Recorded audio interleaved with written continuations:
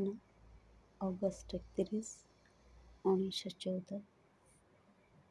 ଏକ ଭୀଷଣ ବିଶୃଙ୍ଖଳା ଏବଂ ପ୍ରଳୟଙ୍କର ଧ୍ୱଂସ ମଧ୍ୟରେ ଲକ୍ଷ୍ୟ କଲେ ଦେଖାଯାଏ ଏକ ବିପୁଳ ପ୍ରୟାସ।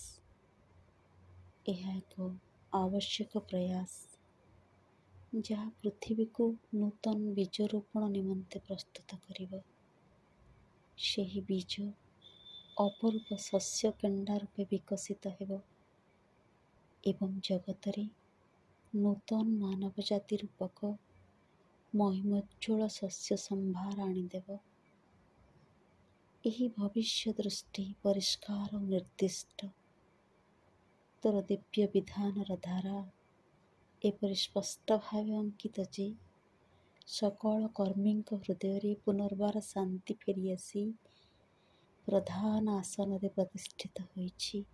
ଏଥିରେ ଆଉ ସନ୍ଦେହ ନାହିଁ, ସଂଶୟ ନାହିଁ, କୌଣସି ପ୍ରକାର ମନସ୍ତାପ ବା ଅଧୀରତା ନାହିଁ।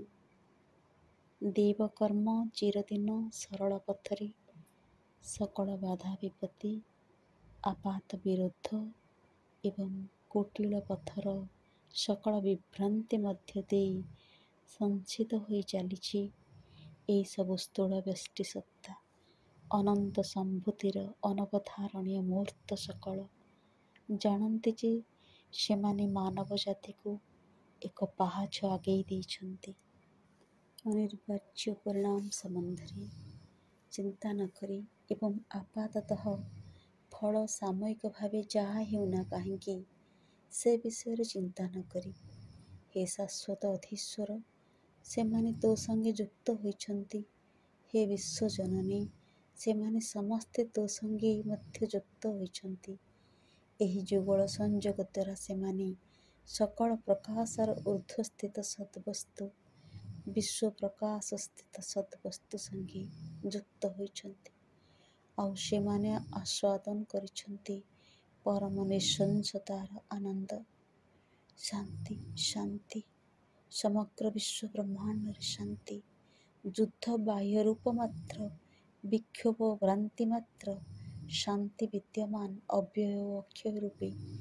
ହେ ଜନନୀ, ମୁଁ ତ ସେହି ମଧୁମୟୀ ଜନନୀ। ତୁ ହିଁ ଯୁଗପତ୍ ସଂହାରକର୍ତ୍ରୀ ଓ ସୃଷ୍ଟିକର୍ତ୍ରୀ। ସମସ୍ତ ବିଶ୍ୱ ବ୍ରହ୍ମାଣ୍ଡ ତାର ବହୁରୂପ ଜୀବନଲୀଳା ସହ ତୋ ହୃଦୟ ମଧ୍ୟରେ ରହିଛି ଏବଂ ତୁ ମଧ୍ୟ ତାର ବିଶାଳତା ସହ ତାହାର କ୍ଷୁଦ୍ରାଦପି କ୍ଷୁଦ୍ର କଣା ମଧ୍ୟରେ ରହିଛୁ। ତୋର ଆନନ୍ତ୍ୟ ତାର ଅଭିପ୍ସା ନେଇ ସେହି ଅବ୍ୟକ୍ତ ପରମଙ୍କ ଆଡ଼କୁ ଊର୍ଦ୍ଧ୍ୱକୁ ଉଠି ଚାଲିଛି ଏବଂ ତାଙ୍କ ପାଖରେ ପ୍ରାର୍ଥନା କରୁଛି ଏକ ନିରନ୍ତର, ପୂର୍ଣ୍ଣତର ଓ ମହତ୍ତର ଅଭିବ୍ୟକ୍ତି ନିମନ୍ତେ। ସବୁକିଛି ସମକାଳରେ ତ୍ରିବିଧ ତ୍ରିକାଳଦର୍ଶୀ ଅଖଣ୍ଡ ଚେତନା ମଧ୍ୟରେ ଯୁଗପତ୍ ବ୍ୟକ୍ତିଗତ ସାର୍ବଭୌମ ଅନନ୍ତ।